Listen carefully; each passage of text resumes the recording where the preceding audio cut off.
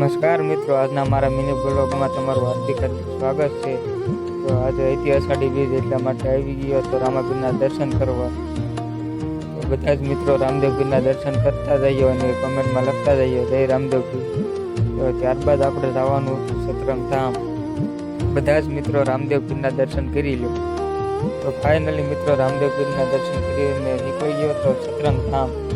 તો હું ને મારા મિત્રો જઈ રહ્યા છીએ સતરંગ. આ હંધાય પગપાળા જાય છે રામાપીરના દર્શન કરવા. તમે જોઈ શકો છો વ્યૂ કેવો છે. અમારા વિડીયોમાં ઠેઠ સુધી બન્યા રહેજો.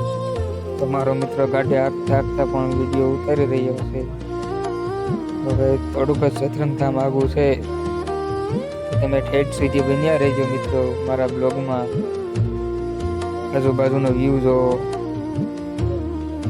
તો મિત્રો કોણ કોણ સતરંગ ધામ આવ્યા હતા તો કમેન્ટ કરતા જઈએ અને ક્યાંથી આવ્યા છો એ પણ કમેન્ટ કરતા.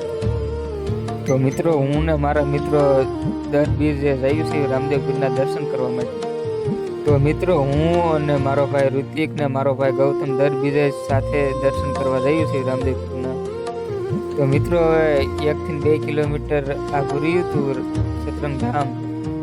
સતરંગ પૂગ્યા કાં તો આવી ગયો તો વરસાદ, અને આ વરસાદ પછીનું છે આ વાતાવરણ સરસ મજાનું તમે જોઈ શકો છો. ટ્રાફિક એટલું છે.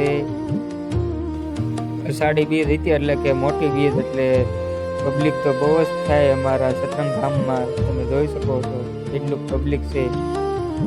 તો મિત્રો ટ્રાફિક બહુ હતું એટલા માટે ગાડી મૂકીને જવાનું હતું 2 થી 3 કિલોમીટર ચાલીને. તો હવે આપણે ચાલીને પૂજી ગયા છીએ દર્શન કરવા. તો મિત્રો રામદેવપીરના દર્શન કરવા માટે આ તમે લાઈન જોઈ શકો છો, આવડી મોટી લાઈન છે.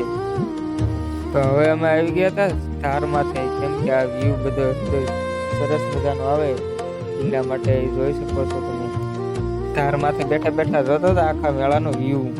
તો મારો મિત્ર લાવ્યો હતો ધારમાંથી કેળા, તો ખાઈ લીધા હતા ધારમાંથી બેઠા બેઠા કેળા. કાં તો મારો ભાઈ પણ ખાઈ ગયો હતો 7-8 કેળા. તો મિત્રો હવે જવાનું તો આપણે ઘર તરફ. હજી રામદેવપીરના દર્શન કરવા માટે લોકો આવી રહ્યા છે. અને થઈ ગયું હતું ફૂલે ફૂલ ટ્રાફિક. ચાલતા ચાલતા 2 કિલોમીટર કપાઈ ગયું, રહ્યું હવે 1 કિલોમીટર.